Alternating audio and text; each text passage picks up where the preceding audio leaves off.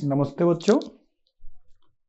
तो आज हम फिर एसएचएम को कंटिन्यू करेंगे, है ना। लास्ट क्लास में हम लोग क्या पढ़े थे?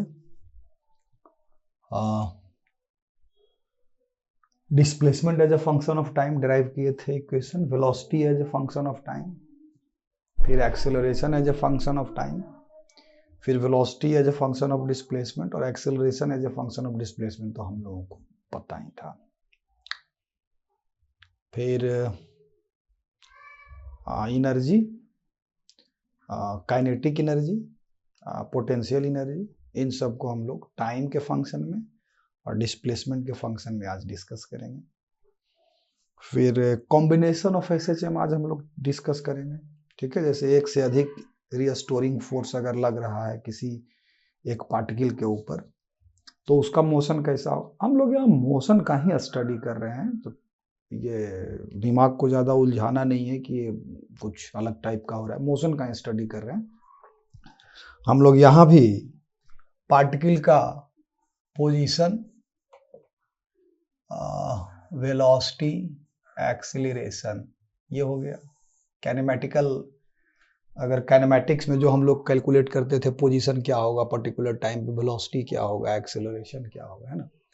और उसके बाद फिर जब न्यूटन्स लॉ में आया तो फोर्स कॉजेज ऑफ मोशन पढ़े। फिर इसी में हम लोग एनर्जी मेथड से एनर्जी क्या है, कितना है, कब है, क्या है, एनर्जी मेथड से ये सब प्रेडिक्ट करना सीखे थे। पोजीशन नहीं, वेलोसिटी। और एनर्जी मेथड से एक्सेलरेशन को भी हम लोग प्रेडिक्ट कर सकते हैं, हम लोग डिस्कस किए थे वर्क पावर एनर्जी में। तो आज हम लोग एसएचएम में किसी पार्टिकल का एक रीस्टोरिंग फोर्स, अभी एक ही पर विचार करेंगे। जब कॉम्बिनेशन पढ़ लेंगे तब हम उसके ऊपर डिस्कस करेंगे। तो आज हम लोग किसी पार्टिकल जो कि एसएचएम परफॉर्म कर रहा है, तो उसका काइनेटिक एनर्जी क्या होगा। कहने का मतलब के as a function of time, के जहाँ काइनेटिक एनर्जी है, potential energy as a function of time, ये क्या होगा। फिर सम ऑफ, यानी कि टोटल मैकेनिकल एनर्जी क्या होगा, के प्लस यू, इसका सम क्या होगा। फिर इसी को हो हम लोग kinetic energy as a function of distance क्या होगा, फिर potential energy as a function of distance, ये सब डिस्कस करेंगे, ठीक है। देखते हैं इतना डिस्कस करने के बाद अगर समय बच जाता है तो कॉम्बिनेशन ऑफ, या फिर इससे पहले एक और चीज इसमें आता है जो कि रिलेशन कहिए, या फिर SHM as projection of circular motion, या फिर रिलेशन बिटवीन, टॉपिक का अगर हेडिंग कहें तो रिलेशन बिटवीन एसएचएम एंड क्या क्या सर्कुलर मोशन, है ना। तो ये भी डिस्कस कर लेंगे। नेक्स्ट क्लास में हम लोग कॉम्बिनेशन ऑफ एसएचएम पढ़ेंगे, ठीक है। कॉम्बिनेशन में भी बहुत सारा केसेस है, उसको भी डिस्कस करेंगे डिटेल में हम लोग, ठीक है। तो आइए शुरू करते हैं। सबसे पहले हम लोग लिखेंगे इक्वेशन क्या, तो डिस्प्लेसमेंट का। तो सबसे पहले हम वही एग्जांपल लेंगे, एक ब्लॉक है स्प्रिंग से कनेक्टेड है, सिंपलेस्ट एग्जांपल है एसएचएम का, और उसी को लेकर के हम लोग आगे बढ़ेंगे। तो एक ब्लॉक ले लेते हैं जो कि स्मूथ सरफेस पे है।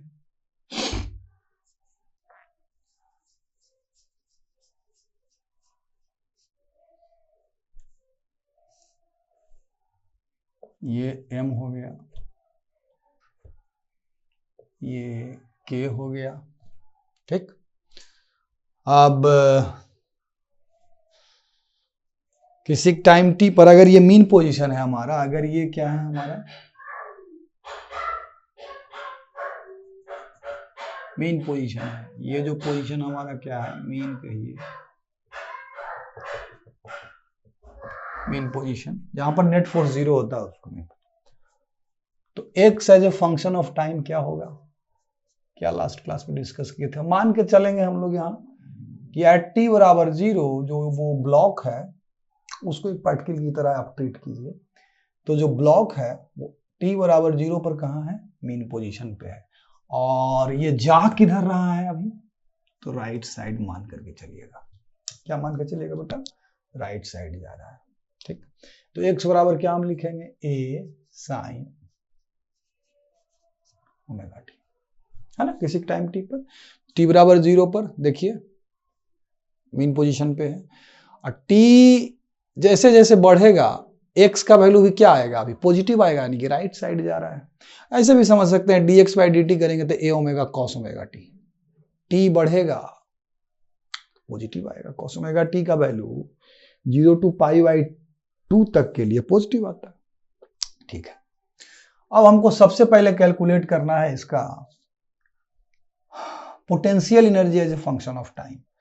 तो u बराबर इसका क्या होगा, मान लिया जाए कि किसी टाइम t पर ये ब्लॉक का पोजीशन क्या है बेटा, दूसरा हम एक बना देते हैं, है ना,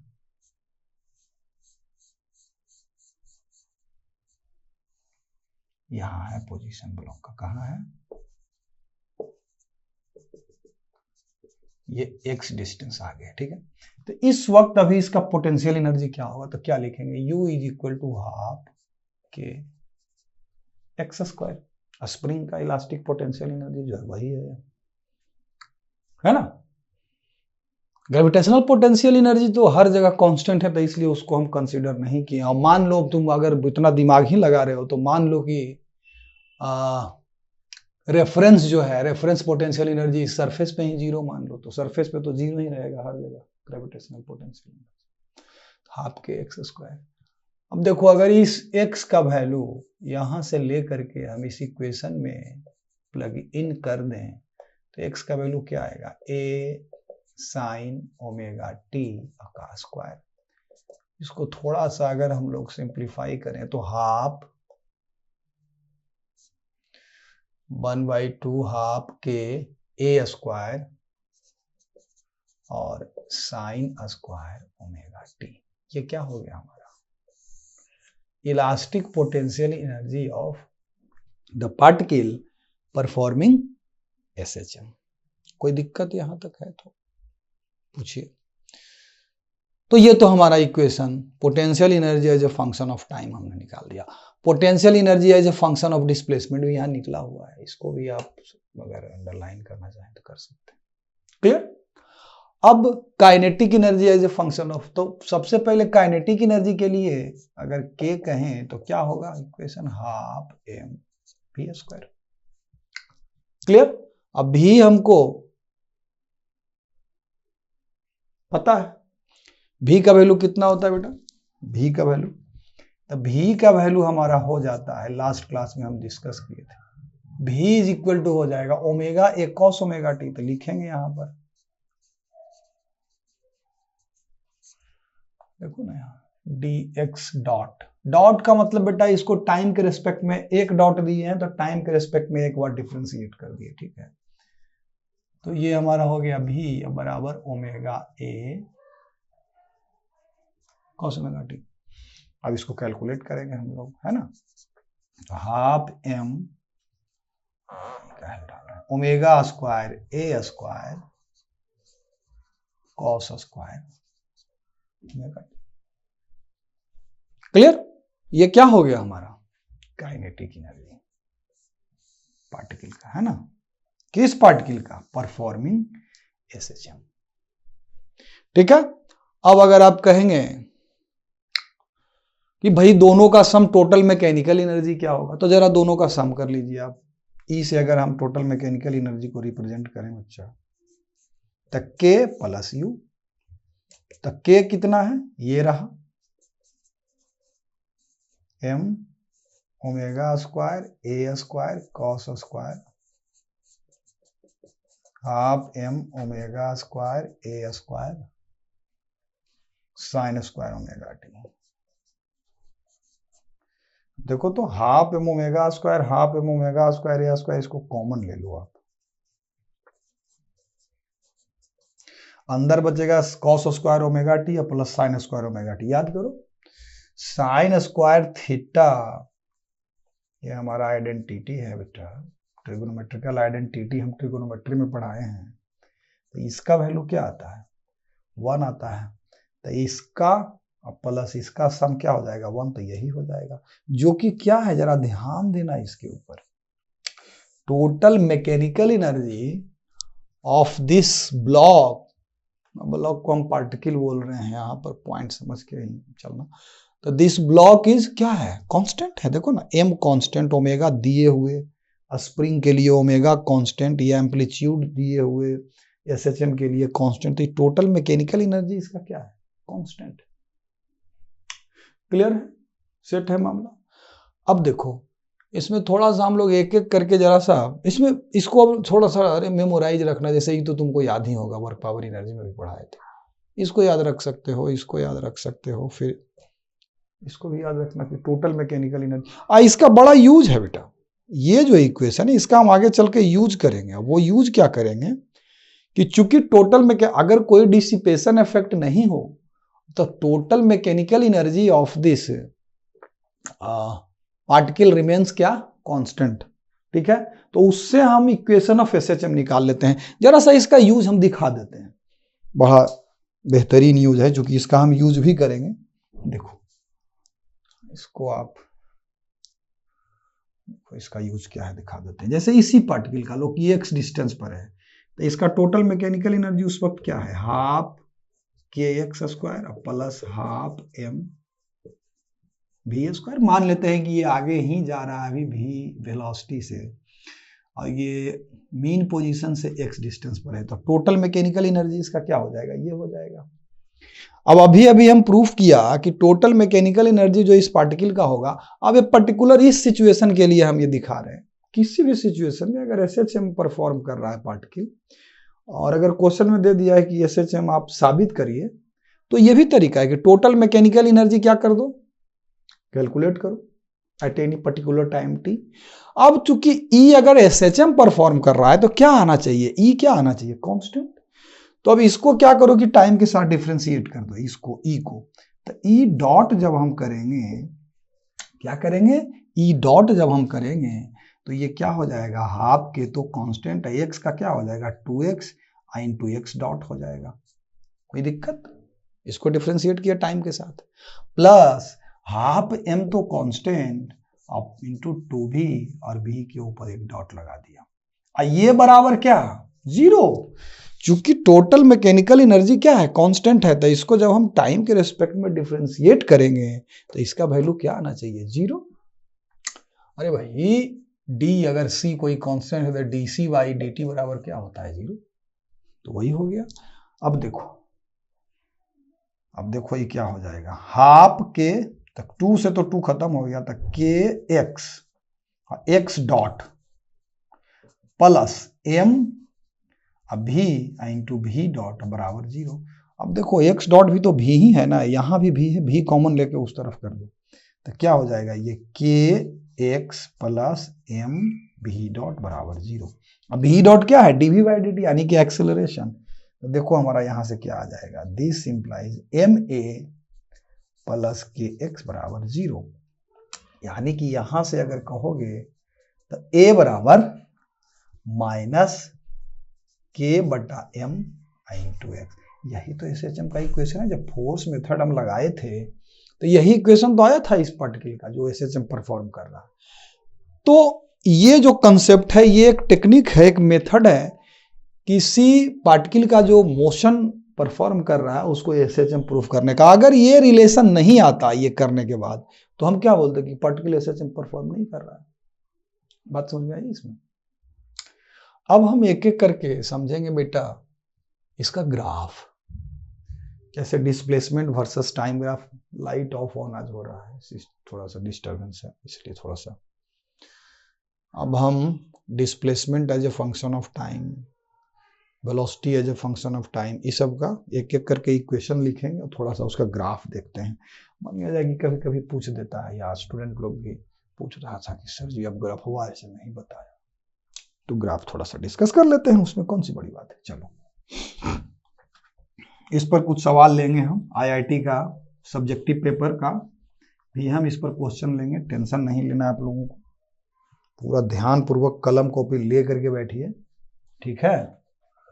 एकदम फिजिक्स में महारत हासिल कीजिए मेरे साथ, ठीक है। अब आप कहिए कि सर आप महारत हासिल कर लिए बेटा फिजिक्स में, तुम कहोगे कि एकदम पूरे महारत हासिल कर लिया कोई, तो वो आइंस्टाइन भी नहीं कर पाए थे।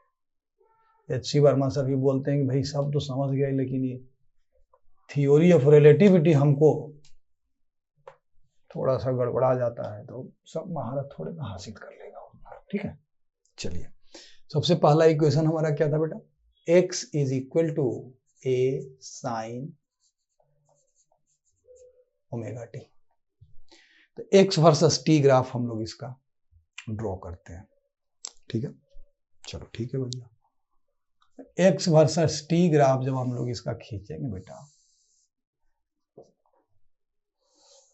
ठीक है, तो इसको ऐसे सोचो, a को अभी भूल जाओ, साइन ओमेगा टी को देखो, इसका मैक्सिमम वैल्यू क्या होगा +1, मिनिमम वैल्यू क्या होगा -1 होगा ना। इसका ग्राफ कैसा होता है, सिनुसोइडल का ग्राफ, तो t बराबर 0 पर वैल्यू 0 होगा, इस तरह से होगा, सिनुसोइडल है। तो यहां ऊपर चूंकि a से मल्टीप्लाइड है, तो ये +a, ये माइनस है, देख रहे हो। एक बात और ध्यान रहे बेटा, यहां पर हम a साइन ओमेगा टी लिए हैं इक्वेशन, इसलिए हम इसको ऊपर लेके गए, पहले ये बढ़ा फिर घटा फिर बढ़ा। क्लियर है मामला?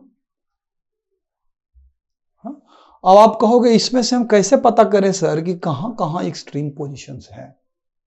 तो बेटा एक्सट्रीम पोजीशंस पर इंस्टेंटेनियसली वेलोसिटी जो होगा पार्टिकल का, वो क्या होगा, जैसे कि अगर कोई पार्टिकल SHM परफॉर्म कर रहा है, ठीक है, और पूछ दे कि भाई कहां कहां, तो जैसे एक्सट्रीम पोजीशन पर क्या होगा, dx/dt, यानी कि वेलोसिटी जो है पार्टिकल का वो क्या होगा 0।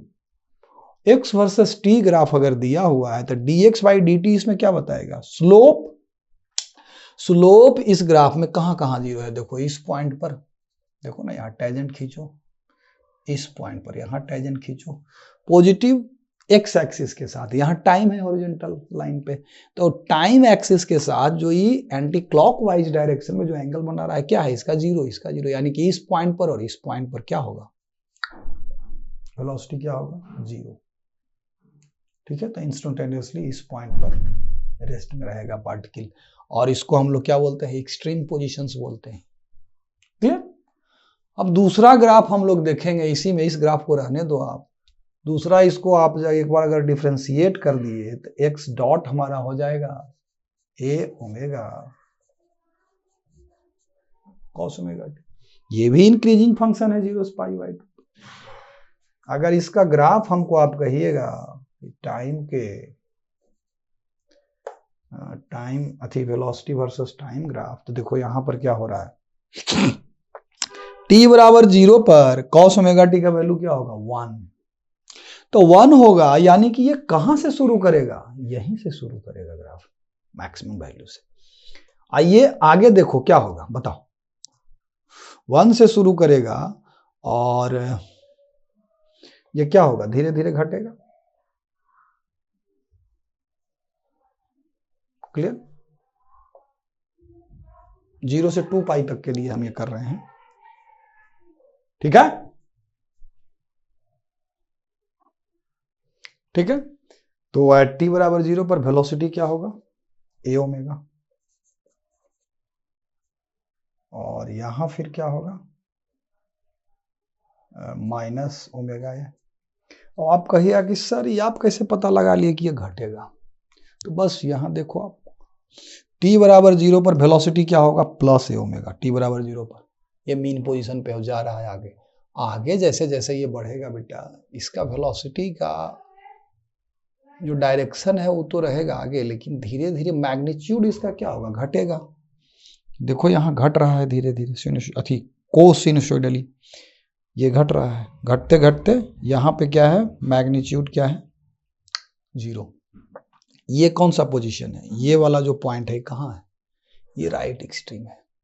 फिर ये क्या हुआ, बढ़ने लगा, लेकिन डायरेक्शन क्या हो गया, देखो ना इसका डायरेक्शन क्या हो गया नेगेटिव। देखो यहाँ के बाद फिर इधर जाएगा ना, तो वेलोसिटी का डायरेक्शन क्या हो गया, अपोजिट हो गया, पॉजिटिव के अपोजिट यानी नेगेटिव, तो नेगेटिव है, और नेगेटिव डायरेक्शन में ये बढ़ रहा है। फिर ये बढ़ते बढ़ते यहाँ पर मेन पोजीशन पे क्या है, ये मैक्सिमम है।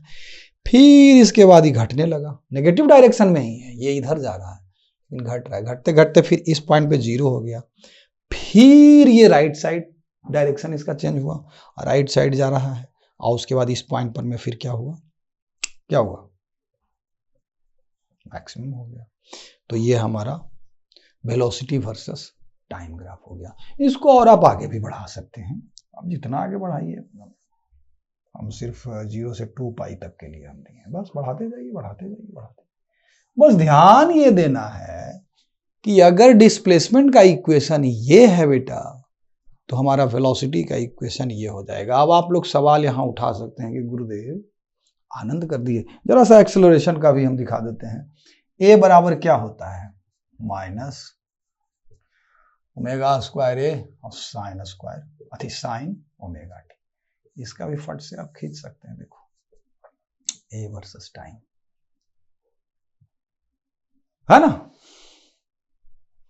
तो ए वर्सेस टाइम अगर कहिएगा तो टी बराबर 0 पर एक्सेलरेशन क्या है बेटा, 0, और टी जैसे जैसे बढ़ेगा तो 0 से पाई बाई 2 तक के लिए ये क्या आएगा वैल्यू, देखो यहाँ नेगेटिव है तो नीचे से ले जाएंगे ऐसे, खत्म कहानी हो गया।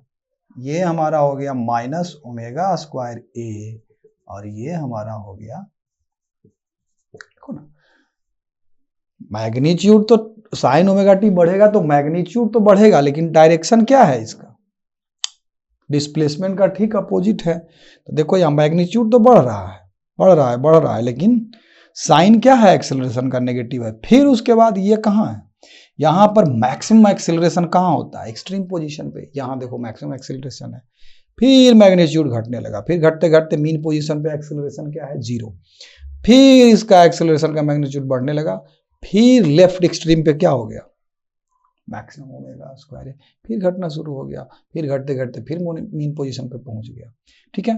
तो ये ग्राफ एक पर्टिकुलर, जहां की हमारा फेज कांस्टेंट क्या ले लिए हैं, 0, समझिएगा जरा सा, जहां हम फेज कांस्टेंट क्या ले लिए बेटा, 0 ले लिए हैं, इसलिए हमारा ये सब ग्राफ आया। अब सपोज हमारा यहाँ फेज कांस्टेंट कुछ हो, थीटा हो, तो क्या ये ग्राफ यही रहेगा, नहीं रहेगा।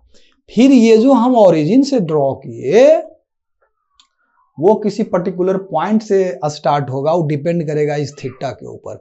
अगर थीटा 90 डिग्री से कम है, क्या है 90 डिग्री से कम है, तो 90 प्लस थीटा भी अगर 90 डिग्री से कम है, और टी का यहाँ अगर टी का वैल्यू हम बढ़ाते जाएंगे तो ये क्या जाएगा, पॉजिटिव डायरेक्शन में जाएगा। लेकिन ग्राफ ये ओरिजिन से नहीं शुरू हो करके मे भी हो सकता है यहाँ कहीं से शुरू हो, यहाँ कहीं से शुरू हो, या फिर हो सकता है कि अगर थीटा का वैल्यू हम पाई बाई 2 हो, फेज कांस्टेंट क्या हो, पाई बाई 2 हो, तो डायरेक्ट यहाँ से भी शुरू हो सकता है। बात समझ में आ रही। तो ये डिपेंड करेगा हमारा ये फेज कांस्टेंट के ऊपर, क्लियर है मामला। उसी अनुसार सारा ग्राफ यहां बदल जाएगा, ठीक है। तो इस तरह से हमारा एक्स टी ग्राफ, भी टी ग्राफ और ए टी ग्राफ हम ड्रॉ कर लिए। अब यूटी ग्राफ और केटी ग्राफ देख लेते हैं, फिर ईटी ग्राफ, ईटी यानी कि total mechanical energy versus time देख लेते हैं, ठीक है। चलो वो इसी प्रकार से हम लोग ड्रॉ कर लेंगे।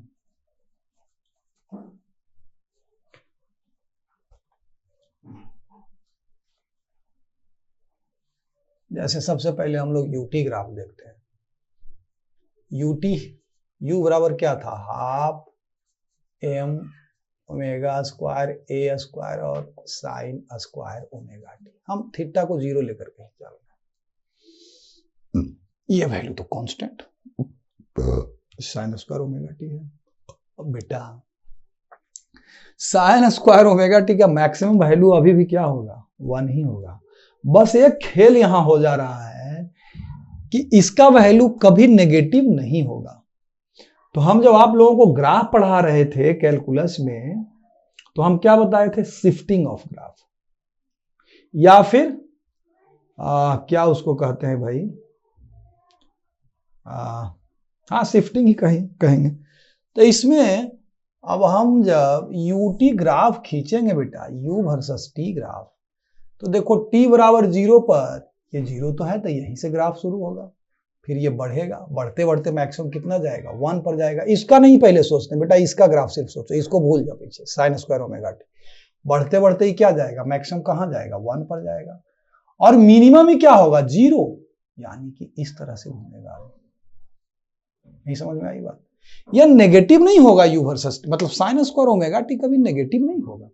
अगर आपको इस ग्राफ में कंफ्यूजन हो रहा है तो इसको जो मेथड बताए हैं कैलकुलस में, हम ग्राफ किसी फंक्शन के खींचने का खींच के देख सकते हैं, ये 0 नहीं होगा। जैसे साइन ओमेगा टी का जो ग्राफ है ये ऐसे ऐसे है। अब चूंकि ये नेगेटिव होगा ही नहीं तो इसको क्या करो, ऊपर शिफ्ट कर दो, कितना यूनिट, +1 यूनिट। तो नीचे जो 0 था वो 0 नहीं रहेगा, पॉजिटिव हो जाएगा। अब ये हो जाएगा half m omega square a square है, इसका मिनिमम वैल्यू तो ये 0 है। तो ये u वर्सेस t ग्राफ हो गया। अब अगर इसी प्रकार से हम आपसे पूछें कि बेटा k वर्सेस t ग्राफ खींच लो, k हमारा क्या हो जाएगा, देखो ओमेगा स्क्वायर a स्क्वायर है कॉस स्क्वायर। देख लो ये भी नेगेटिव नहीं होगा चूंकि स्क्वायर किया हुआ है कॉस ओमेगा टी का।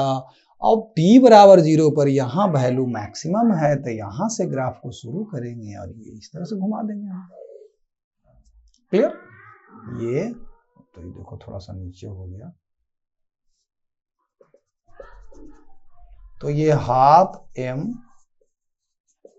ओमेगा स्क्वायर a स्क्वायर, ये हमारा k वर्सेस t ग्राफ हो गया। समझ में आ रहा है मेरी बात? कहीं कंफ्यूजन है तो कमेंट बॉक्स में पूछ सकते हो।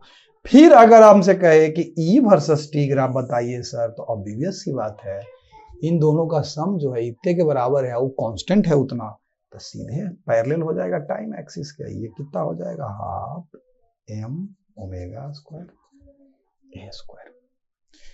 तो हर फंक्शन का हम ग्राफ ड्रॉ करके आपको बता दिए, u versus t, k versus t, x T, we T, A T, जो भी था सब हम खींच करके आपको दिखा दिया। अब हम लोग इसमें आगे क्या डिस्कस करेंगे, हाँ, relation between SHM and circular motion. देखो बेटा सर्कुलर मोशन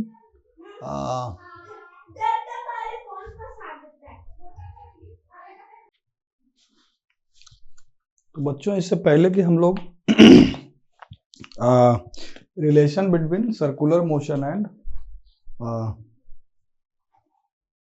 रिकॉर्डिंग तो हो रहा, चलिए इससे पहले कि हम लोग relation between circular motion and SHM पर डिस्कशन करें, कुछ प्रॉब्लम्स है एनसीईआरटी का जो कि हम ले लेते हैं आप लोगों के लिए, बढ़िया रहेगा, है ना? खोलो भाई, हाँ। तो प्रॉब्लम नंबर है एग्जाम्पल 14.5, एकदम सिंपलेस्ट है। देखिए इसमें क्या कहता है, कहता है बॉडी ऑसिलेट्स, बुक निकाल लीजिए और इसमें देखिए 14.5 एनसीईआरटी ऑसिलेशन का 14.5, इसको क्या बोलिएगा, एग्जाम्पल सोल्व एग्जाम्पल है। कहता है body oscillates with SSM according to the equation in SI unit, x is equal to 5, समझिए थोड़ा सा इक्वेशंस को, cos 2 पाई t प्लस पाई बाई 4, ठीक है। ये इक्वेशन है। एसआई यूनिट कहने का मतलब है जैसे यहाँ अगर हम इसको कंपेयर करें, x is equal to a cos omega t plus theta, ठीक है। इन दोनों को कंपैरिजन करोगे तो a के जगह पर यहाँ क्या है 5, तो 5 क्या चीज में होगा, मीटर में होगा। 5 मीटर क्या है, इसका एम्पलीट्यूड है, क्लियर। फिर ओमेगा के जगह पर क्या है 2 पाई, तो 2 पाई इसका क्या हो गया, एंगुलर फ्रीक्वेंसी हो गया। थीटा के जगह पर क्या है पाई बाई 4 इसका फेज कांस्टेंट हो गया। अगर आपसे पूछ देता कि तो बताइए, सिंपल अगर इसको हम बना दें कि बताइए इसमें फेज कांस्टेंट क्या है, एंगुलर फ्रीक्वेंसी क्या है और एम्पलीट्यूड क्या है, तो फट से आप बता सकते हैं, कंपेयर कर देंगे सीधा सीधा, है ना। तो कंपेयर जब कर देंगे तो a बराबर हमारा कितना आ जाएगा 5 मीटर, ओमेगा कितना आ जाएगा 2 पाई रेडियन पर सेकेंड, और थीटा जो है हमारा पाई बाई 4 आ जाएगा, क्लियर। सवाल इसमें ये नहीं है, सवाल इसमें पूछता at t is equal to 1.5 second, ये आपका 14.5 एग्जाम्पल है NCERT, ठीक है। कहता है बट हाँ ठीक है, at t is equal to 1.5 second, ठीक है। Calculate A the displacement, B the speed. A में कहता है कि डिस्प्लेसमेंट निकालिए,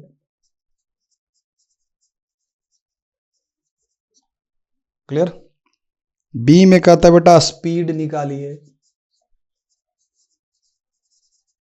और सी में कहता है एक्सेलरेशन, ठीक है। यही आपको पूछा जा रहा है, ठीक है। चलिए, तो डिस्प्लेसमेंट निकालना है, तो ये जो इक्वेशन है हमारा x is equal to this, ये क्या रिप्रेजेंट कर रहा है? Displacement as a function of time. t बराबर 1.5 सेकेंड, इसमें हम पुट कर देंगे सीधा सीधा। तो डिस्प्लेसमेंट के लिए सीधा सीधा हम लोग क्या करेंगे, ए पार्ट के लिए x में t के जगह क्या पुट कर दिए, 1.5 सेकेंड, तो बराबर क्या हो जाएगा 5 cos, इसमें 1.5 डाल दो, 3/2, 3 दूना 6 π/2, है ना। ये होगा, ये 1.5 डालेंगे यानी कि 3/2, तो 2 खत्म हो जाएगा, तो इसको 3 पाई ही डाल दो ना, 3 पाई अब प्लस भाई इसमें 1.5 डालो तुम, 1.5 दूना 3, सीधे 3 पाई प्लस π/4, तो कितना आ जाएगा बताओ आप। अब 3 पाई, 1 पाई, 2 पाई, 3 पाई अब प्लस π/4, इस क्वाड्रेंट में आया, किस क्वाड्रेंट में, थर्ड क्वाड्रेंट में। थर्ड क्वाड्रेंट में कॉस जो होता है वो क्या होता है, प्रथम पद में सब धन हो, द्वितीय ज्याधन हो या तृतीय अस्पा, इसमें tan पॉजिटिव होता है, तो ये तो नेगेटिव हो जाएगा। और चूंकि पाई का इंटीग्रल मल्टीपल है, तो कॉस कॉस ही रह जाएगा, साइन साइन ही रह जाएगा। ट्रिगोनोमेट्री मेरा देख लीजिएगा, ठीक है। तो ये क्या आ जाएगा, -5 और cos π/4, π/4 तो cos π/4 तो 1/√2, तो -5/√2 मीटर। ये हमारा क्या निकल गया बेटा, डिस्प्लेसमेंट इसका निकल गया। नहीं समझ में आया, नहीं बुझाया जी। 3 पाई प्लस π/4 क्या होगा, -cos π/4 हो जाएगा, -cos π/, अच्छा एक स्टेप और कर देते हैं, ऐसा नहीं आप लोग कहिएगा कि ऐसा कहा कि ये गोली चला देंगे आप, तो ये हो जाएगा 5 × -cos π/4, क्यों, क्योंकि cos 3 पाई प्लस π/4 जो -cos π/4 हो जाएगा, ठीक है। ठीक, अब चलिए इसको कर देंगे तो -5/√2 मीटर हो गया, ठीक। अब बी में कहता है क्या कि स्पीड निकालिए, स्पीड पूछ रहा है, डिस्प्लेसमेंट में ही हम ये साइन लिए हैं, अब स्पीड पूछ रहा है। देखिए वर्ड पर भी ध्यान देना पड़ता है, तो स्पीड यहाँ क्या होगा, इसको एक बार डिफरेंशिएट कर दीजिए, तो स्पीड हो जाएगा x dot speed this into 2 पाई, तो 5 दूना 10 पाई विथ नेगेटिव साइन, चूंकि ये कॉस है तो माइनस साइन हो जाएगा, आई इंटू 2 पाई टी अब प्लस π/4, यही ना हो जाएगा वेलोसिटी इसका। अब कहता है कि भाई आप स्पीड बताइए at time t is equal to t is equal to 1.5 second पर, तो फिर इसमें पुट कर दो, x डॉट t बराबर क्या पुट कर दिए 1.5 सेकेंड, तो -10 पाई, है ना, और साइन t के जगह पर 1.5 दूना 3 पाई प्लस π/4, इसमें साइन भी नेगेटिव होगा, थर्ड क्वाड्रेंट में आ रहा है ना, 1 पाई 2 पाई 3 पाई अब प्लस पाई, थर्ड क्वाड्रेंट में आ रहा है, साइन भी नेगेटिव होगा। ये भी कितना हो जाएगा, sine minus sine π/4 with negative sine आ जाएगा ना, माइनस साइन π/4 होगा, तो साइन π/4 यहाँ भी बटा √2 हो जाएगा, तो ये भी √2, तो ये हो जाएगा हमारा -5 5 दूना 10 √2 पाई मीटर पर सेकंड। चूंकि स्पीड पूछ रहा है तो इस साइन को आप हटा दीजिए, अब यही हमारा क्या हो जाएगा, स्पीड हो जाएगा, बस हो जाएगा, sine speed magnitude of velocity हो गया ना, ठीक। अब तीसरा पार्ट में सी पार्ट में क्या कहता है, एक्सेलरेशन निकालिए। तो एक्सेलरेशन के लिए इसको एक बार और डिफ्रेंशिएट कर देंगे, तो x डबल डॉट क्या हो जाएगा बच्चों, तो ये -10 पाई है, एक बार और 2 पाई से मल्टीप्लाई कर दीजिए, 10 दूना 20 पाई स्क्वायर, क्लियर, 10 दूना 20 पाई स्क्वायर, और साइन हो जाएगा यहाँ cos 2 pi plus pi by 4, clear. अब t का वैल्यू पुट कर दो, अब क्या पुट कर दो, 1.5 सेकेंड, तो ये क्या हो जाएगा बेटा, -20 पाई स्क्वायर। अब फिर यहाँ cos of 3 pi plus pi by 4, जब t का वैल्यू 1.5 सेकेंड यहाँ पुट करेंगे तो ये क्या हो जाएगा, cos 3 pi plus pi by 4, तो माइनस cos पाई बाई 4, तो फिर वो क्या हो जाएगा -1/√2, ठीक है। अब माइनस तो पहले से है, तो ये क्या हो जाएगा प्लस, इतना हमारा मीटर पर सेकेंड स्क्वायर। आप इसको चाहें तो कैलकुलेट भी कर सकते हैं, पाई स्क्वायर को इसको मल्टीप्लाई करके भी लिख सकते हैं, नहीं तो ये भी करेक्ट आंसर है। अगर ऑप्शन का बारी आएगा तो आप थोड़ा सा कैलकुलेशन करना पड़ेगा। 3.14 होता है, तो 3 तिया 9 बिना मगोसैया से 180 दशमलव समथिंग आ जाएगा, 180 पॉइंट समथिंग मीटर पर सेकेंड स्क्वायर आ जाएगा। क्लियर है, इसमें कहीं कोई डाउट होना नहीं चाहिए, एकदम सिंपल था। टाइम पुट करिए, वैल्यू निकालिए, और बाकी देखो टाइम पुट करने के बाद तो ट्रिगोनोमेट्री का पार्ट हो गया, जो कि हम पढ़ाया हूं। तीसरा चैप्टर जो हम पढ़ाए थे ट्रिगोनोमेट्री में, यही सब पढ़ाए थे, है ना, यही सब पढ़ाए थे, मल्टीपल एंगल, सब मल्टीपल एंगल, है ना, ठीक। चलिए नेक्स्ट क्वेश्चन की तरफ अब हम लोग कूच कर जाते हैं। चलिए बच्चों, तो नेक्स्ट क्वेश्चन, अच्छा एक सेकंड, ये यहाँ /√2 हो जाएगा, है ना, 20 पाई स्क्वायर तो यही है, माइनस cos पाई बाई 4, तो 1/√2 विथ नेगेटिव साइन, तो नेगेटिव नेगेटिव प्लस, ये हमारा आंसर हो जाएगा। तो इसको थोड़ा सा अगर आप लोग 10 दूना 20, तो 10√2 पाई स्क्वायर मीटर पर सेकेंड स्क्वायर, ठीक है। ये थोड़ा सा कैलकुलेशन, cos पाई बाई 4 का वैल्यू आएगा ना इसमें, ठीक है। नेक्स्ट क्वेश्चन हमारा है 14 ये 5 था ना, तो 6 होना चाहिए, 6 है क्या, हाँ 14.6 है। 2 आइडेंटिकल स्प्रिंग्स, कहता है 2 आइडेंटिकल स्प्रिंग्स, रुको इसको पहले मिटा लेते हैं बेटा जी, है ना, कहाँ गया भाई, चलिए इसको मिटा लेते हैं जैसे पहले। 14.6 आप लोग पढ़िए तब तक, क्या है ना, थोड़ा सा पढ़िए, थोड़ा एनसीईआरटी का 14.6, फिर जिस बुक का कहिएगा उस बुक का हम करवा देंगे क्वेश्चन, HC वर्मा हो, DC पांडे हो, इरोडो हो, भी है ना। चलिए कहता है 14.6 में कि 2 identical spring of a spring constant K are attached to a block of mass m and two fix support as shown in figure, ठीक है। So that when the mass is displaced from its equilibrium position on either side, it executes a simple harmonic motion. Find the period of oscillation. देखो बेटा, इसमें कहता है, समझते जाइएगा कि एक ब्लॉक है, दो तरफ स्प्रिंग है, आइडेंटिकल स्प्रिंग बोला है, तो दोनों का स्प्रिंग कांस्टेंट क्या है बेटा, सेम है। के ले लो तो इधर भी के ले लो, इसका मास m ले लो, ये बाकी सरफेस ही सब जो है स्मूथ है, ठीक है। ये आपका है 14.6 एग्जाम्पल, ठीक है। चलिए ठीक है, दोनों तरफ आइडेंटिकल स्प्रिंग है, और कहता है कि इसको x डिस्प्लेसमेंट आगे खिसका के, कितना डिस्प्लेसमेंट बोलता है देख लीजिए, Here fixed support is on the mass is displaced from equilibrium position on either side, it executes a simple, हाँ भाई कुछ डिस्प्लेसमेंट करके छोड़ दिया जाता है, तो आप बताइए, प्रूफ करिए कि ये कैसा मोशन है, SHM है। तो देखो बेटा, SHM साबित करने के लिए आपको बस ये साबित कर देना है कि इस पार्टिकल का जो एक्सेलरेशन है वो माइनस एक कांस्टेंट, यानी कि omega square into x, omega square एक कांस्टेंट है, ठीक है।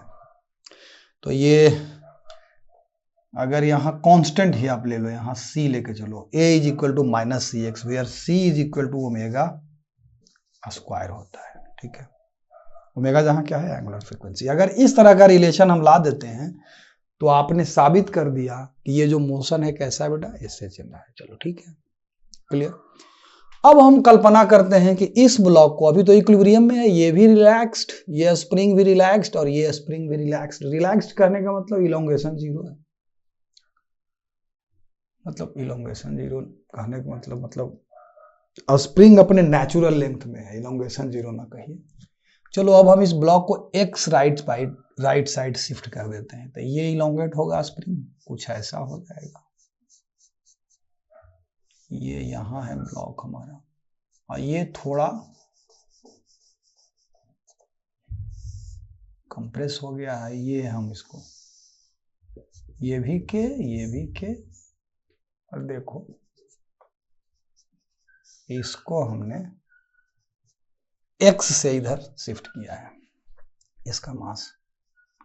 अब देखो इसको साबित करने का दो मेथड हो सकता है बेटा।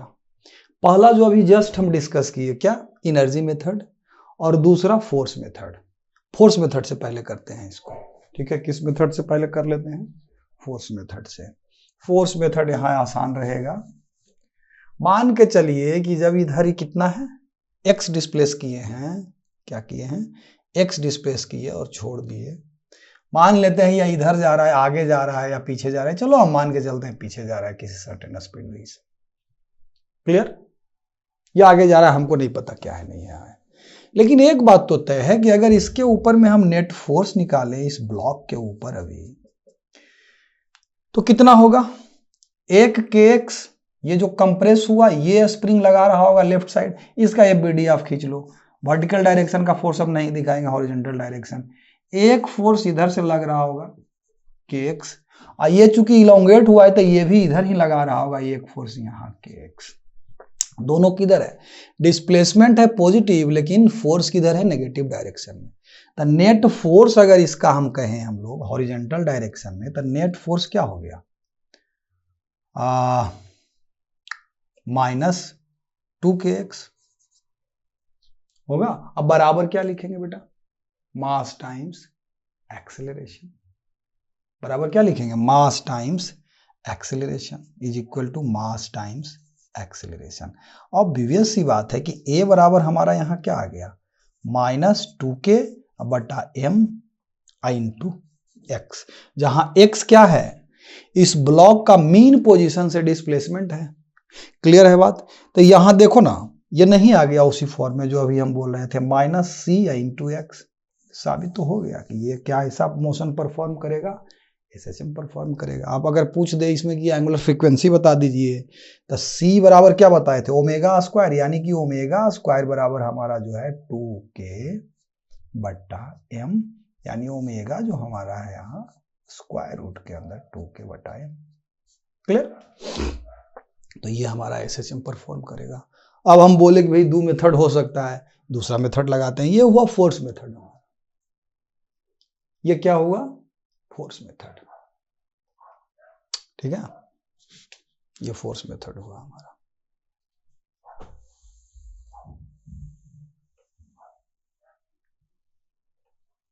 दूसरा मेथड एनर्जी मेथड हो सकता है। टोटल एनर्जी अभी इसका क्या है, टोटल एनर्जी हम बात कर रहे हैं, हमेशा टोटल एनर्जी विचार करिएगा, काइनेटिक प्लस पोटेंशियल। तो half k x square left side के कारण plus half k x square right spring के कारण, total potential energy, plus speed अगर इसका भी है तो हाफ एम वी स्क्वायर। ये टोटल क्या हो गया हमारा, टोटल मैकेनिकल एनर्जी। और क्या बताए थे तरीका, इस मैकेनिकल एनर्जी को टाइम के रेस्पेक्ट में आप डिफरेंशिएट कर दीजिए एक बार। ई डॉट क्या हो जाएगा, तो ये k by 2 into E 2x into x dot, plus k by 2 into यहां भी 2x into x dot, plus m by 2 into यहां भी क्या 2 भी अभी डॉट, बराबर क्या 0। अभी 10-15 मिनट पहले समझाए थे, 0 होगा। क्यों, क्योंकि टोटल मैकेनिकल एनर्जी अगर एसएचएम परफॉर्म कर रहा है तो टोटल मैकेनिकल एनर्जी क्या होगा, कांस्टेंट होगा। कंजर्व रहेगा। तो अगर उसको टाइम के रेस्पेक्ट में डिफ्रेंशिएट करेंगे तो 0 आना चाहिए। और अगर इसके आधार पर रिलेशन हमारा एक्सेलरेशन और डिस्प्लेसमेंट में लीनियर आ जाता है तो हम साबित कर दिए कि ये कैसा मोशन परफॉर्म करेगा, सिंपल हार्मोनिक मोशन। ठीक है, 2 से 2 खत्म हर जगह, है ना। अब देख लो x डॉट ये भी है एक्चुअल में, यहां से भी लेके उधर कर दो तो 0 हो जाएगा। तो हम इधर क्या लिखेंगे फिर अब इक्वेशन kx प्लस यहां से एक kx प्लस यहां m इंटू भी डॉट यानी कि m इंटू भी डॉट बराबर 0। तो हो तो गया, साबित हो गया ना, ये तो सीधा सीधा SHM का इक्वेशन हो गया। तो ये क्या हो जाएगा, m भी डॉट को हम लिख सकते हैं d2x बाई dt स्क्वायर, अब प्लस 2kx बराबर, यही तो है ना linear relation between acceleration and displacement, हो गया साबित। देखो ना इसको, ma बराबर क्या आ गया, -2kx, है ना। तो a बराबर -2k बटा m, यही तो हमारा ओमेगा स्क्वायर हो गया ना साबित। यही तो साबित करना था ना कि बराबर एक कांस्टेंट है इनटू डिस्प्लेसमेंट। तो ओमेगा स्क्वायर बराबर हमारा 2k बटा m आ गया। सॉरी, ओमेगा स्क्वायर बराबर इतना आया तो ओमेगा की वैल्यू इसका स्क्वायर रूट कर दी। क्लियर है? आई होप कि इसमें कोई डाउट नहीं होना चाहिए। इस तरह से आप हाउएवर कॉम्प्लिकेटेड IIT JEE के सब्जेक्टिव में भी ऑब्जेक्टिव में भी आया है इस पर क्वेश्चन डायरेक्ट इसी के ऊपर, जिसमें आप इनर्जी मेथड से अगर लगाइएगा तो बड़ा आसानी से बन जाता है। और उसमें भी थोड़ा सा सिचुएशन आपको कंसीडर करना पड़ेगा। हो सकता है आप इसको जब सोल्व करें तो ये अभी तुरंत में एक और थोड़ा सा कॉम्प्लिकेटेड रिलेशन दे कुछ, तो वो भी 0 हो जाता है। कैसे 0 होता है, उसमें सिचुएशन आपको लेना है कि इक्विलिब्रियम पोजीशन। जैसे ये तो हॉरिजॉन्टल वाला था केस। अगर मान लेते हैं कि कोई ब्लॉक हो, इसका मास सेम हो, यहाँ स्प्रिंग हम लगा दिया, ठीक है, तो इसका इक्विलिब्रियम पोजीशन वहां तो नहीं होगा जहां स्प्रिंग अपने नेचुरल लेंथ में, कुछ तो इसका इलोंगेशन होगा। मान लेते हैं कि इसको छोड़े धीरे धीरे तो धीरे धीरे सर्टेन हाइट मतलब सर्टेन डिस्टेंस नीचे डिप्रेस्ड होगा और उसके बाद रेस्ट में रहेगा ही। अब धीरे धीरे छोड़े तो वहां रेस्ट में है। तो जब ये रेस्ट में है जहां पर नेट फोर्स इस ब्लॉक के ऊपर 0 है ना, उस वक्त इस स्प्रिंग को कुछ इलोंगेशन होगा। बात समझ में आ रही है हम क्या बोल रहे हैं? इस वक्त इस स्प्रिंग में कुछ इलोंगेशन होगा। तो ये सब बातों को आपको कंसीडर करना है कि total elastic potential energy plus total, यहां पर देखो दो तरह का, पहले तो यहां दो तरह का पोटेंशियल एनर्जी होगा, इलास्टिक पोटेंशियल एनर्जी भी होगा और ग्रेविटेशनल पोटेंशियल एनर्जी भी होगा। तो ये सब थोड़ा सा दिमाग को चला के रखना है। ऐसा नहीं कि हम बोल दिए कि स्प्रिंग है यहाँ भी तो स्प्रिंग अपना जोड़ जाड़ के अपना निकाल दे, ऐसा नहीं हो सकता। आप फंस जाइएगा, फिर क्या हो जाइएगा, फंस जाइएगा। तो ये आगे हम अभी प्रॉब्लम बहुत सारा डिस्कस करेंगे। तो अब नेक्स्ट क्वेश्चन देखते हैं। इसमें कहीं कोई डाउट है तो आप कमेंट बॉक्स में पूछ सकते हैं। ठीक, चलिए बच्चों 14.6 के बाद अब आ जाइए आप लोग 14.7। ठीक है, 14.7 ले लीजिए, 14.8 तक बता देते हैं, उसके बाद वो relation between circular motion and simple harmonic motion. चलिए एग्जांपल 14.7, ठीक है, एग्जांपल है। हाँ, कहता है block whose mass is 1 kg is fastened to a spring, the spring has a spring constant of this। चलिए कुछ डाटा दे दिया है, उसी पर सवाल पूछ दिया है। मास क्या है ब्लॉक का, 1 kg, okay. is fastened to a spring, the spring has a spring constant, spring constant क्या है बच्चा, 50 न्यूटन पर मीटर। ठीक है, आप जो कहिए सरकार। The block is pull to a distance x is equal to 10 centimetre, pull किए ब्लॉक को 10 सेंटीमीटर से from its equilibrium position at x बराबर 0 on a frictionless surface from rest at t is equal to 0। Calculate the kinetic potential and total energies of the block when it is 5 centimetre away from the mean position. तो जब x is equal to, जब चलो पहले इसको समझाते हैं situation, कोई बुड़बक बनाया जा रहा है। ठीक है, देखिए समझिए इस क्वेश्चन को जरा सा आप समझ लीजिए। कहता है कि एक ब्लॉक है जिसका मास है 1 kg। ब्लॉक ले लिया आप छोटा सा, कितना है, चलो एम लेके चलो ना आप, क्लियर। अब कहता है इसको एक स्प्रिंग जो कि अभी रिलैक्स लेंथ में है उससे इसको क्या कर दिया गया, कनेक्ट कर दिया गया। इस पूरे सिस्टम को क्या कर दिया गया, एक सरफेस पर रख दिया गया। कुछ नहीं है, अभी रिलैक्स्ड है स्प्रिंग, यानी कि स्प्रिंग अभी अपना नेचुरल लेंथ में है। इसको के ले लो, के और एम हमको पता है। अब कहता है कि इस ब्लॉक को 10 सेंटीमीटर से राइट वर्ड या लेफ्ट वर्ड जिधर भी शिफ्ट कर दिया गया। समझिएगा, यहां शिफ्ट कर दिए हम इसको, ब्लॉक को कहां ले आए बेटा जी,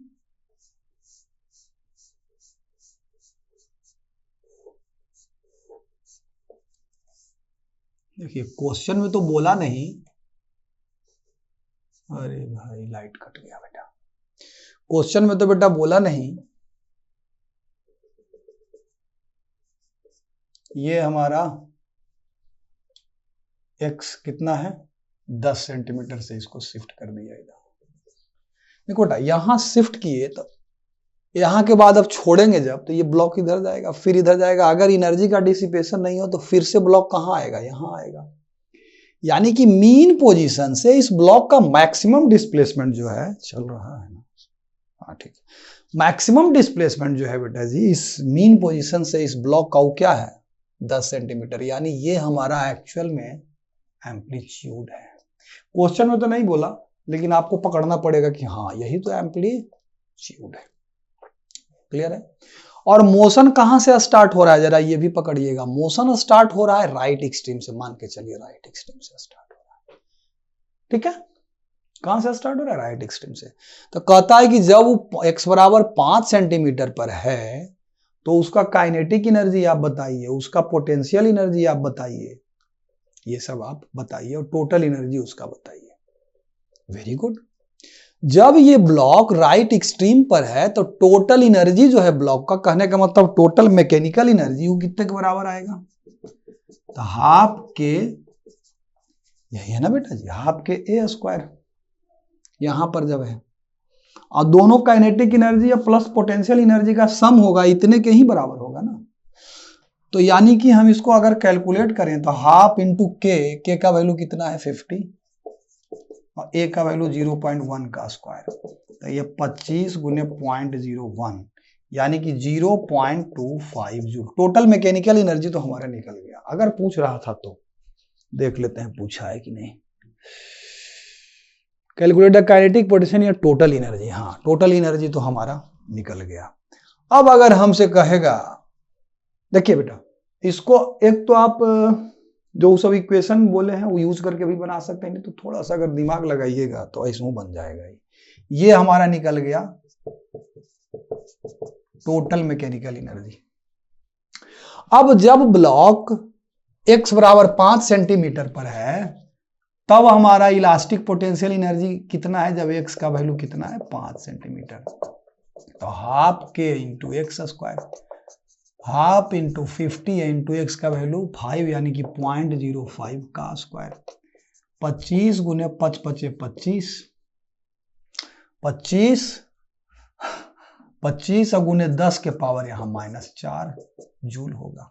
25 से कितना हो गया 625, और चूंकि 10 के पावर 4 से डिवाइड होगा तो यहाँ एक जीरो लगा करके इतना जूल हो गया। क्या हमारा elastic potential energy when it is at x is equal to 5 centimetre. अब टोटल मैकेनिकल एनर्जी अगर इतना है तो इतना में से अगर इतना को घटा देंगे तो वहां पर टोटल उसका काइनेटिक एनर्जी निकल जाएगा। तो हम निकाल देंगे kinetic energy at x is equal to 5 centimetre, क्या हो जाएगा E minus u at x is equal to 5 centimetre.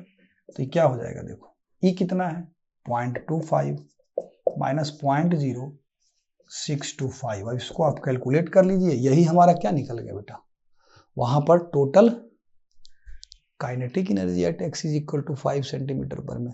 बाकी इसमें और कुछ करना नहीं है।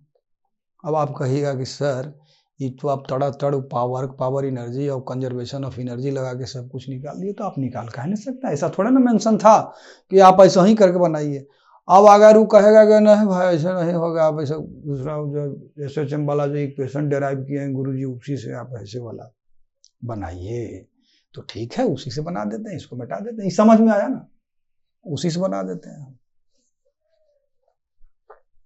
उसी से बना देते हैं, कोई दिक्कत नहीं है हमको। तो कैसे बनेगा, चलिए सबसे पहले तो टोटल मैकेनिकल एनर्जी तो हम जैसे निकाले वैसे ही निकालेंगे। अब मान लिया हमको काइनेटिक एनर्जी कहेगा, तो हाफ mv²। अभी के बारे में क्या डेराइव किए थे, चूंकि यहाँ x a वगैरह दिया हुआ है, तो v को as a function of distance ले लेंगे, तो हाफ m, अभी के जगह पर ओमेगा स्क्वायर रूट के अंदर a² माइनस x² है इसका, यही ना है भी बेटा जी, याद करो ना, डेराइव किए थे पहला क्लास में, यही है भी।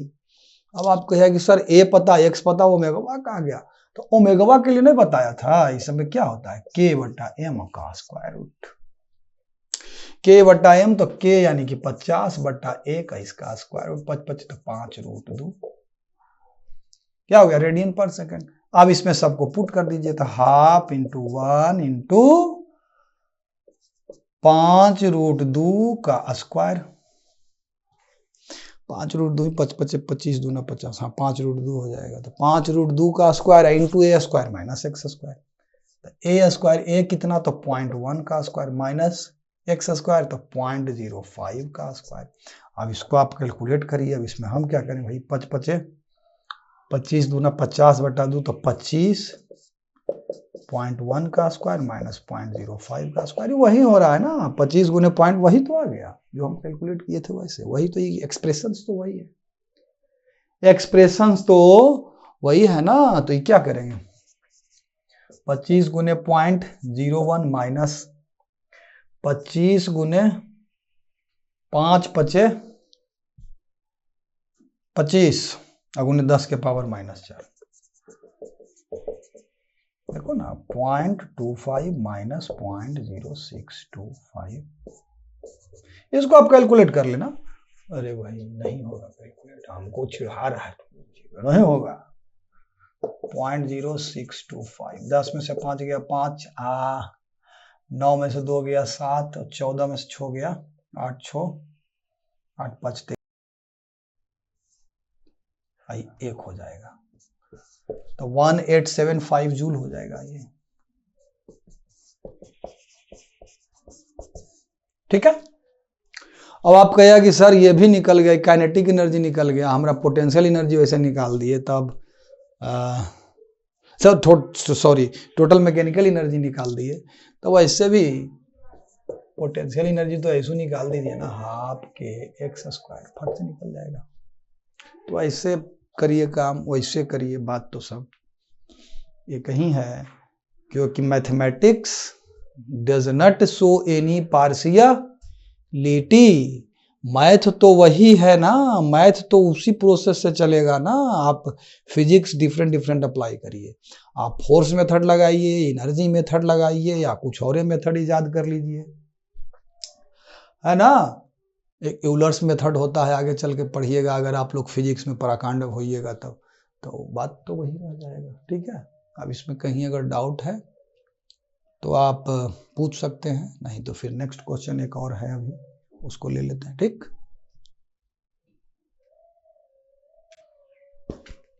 चलो बच्चों, ये लास्ट क्वेश्चन है हमारा, 14.8 NCERT एग्जाम्पल है, ठीक है।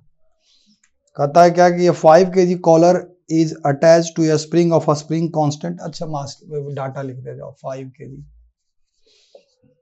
स्प्रिंग कांस्टेंट कितना है, 500 न्यूटन पर मीटर।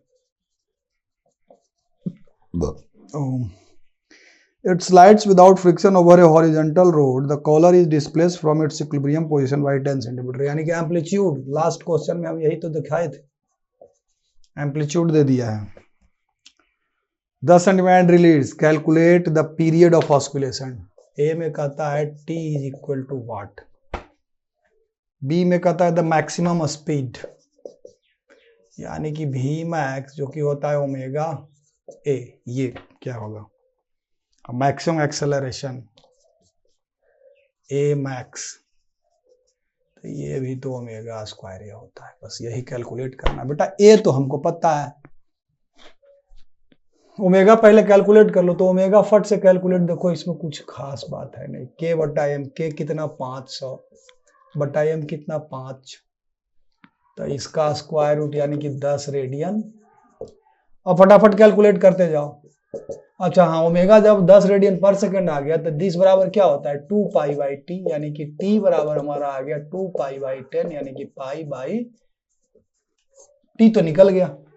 आप कहिएगा सर बड़ा जल्दी जल्दी खींच रहे बेटा, मोबाइल मेरा है टटपुंजिया, बैटरी हो रहा है लो, तो रिकॉर्डिंग भी नहीं हो पाएगा, फिर अब कब भी बंद हो जाएगा कुछ कहना मुश्किल है। चलो बी पार्ट देख लेते हैं फटाफट।